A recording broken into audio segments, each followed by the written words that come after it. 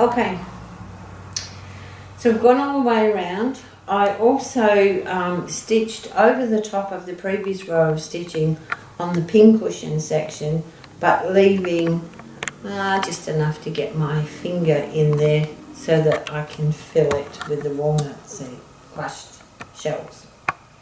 So 18 inches of boning.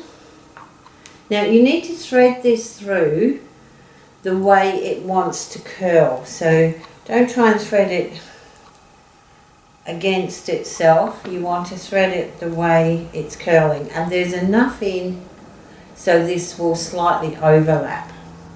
So I'm just going to put it through.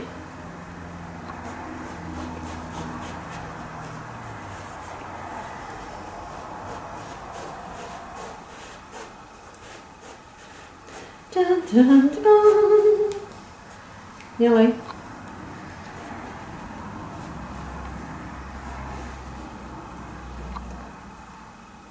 in there.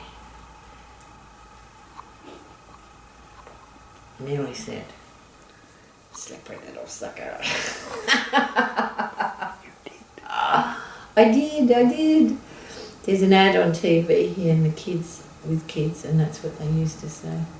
Anyway, there's the boning all the way in, so you can see it's keeping it open, and I just have now this little section here to top stitch where I left that opening. So you need to put that back under the machine. You can squish it down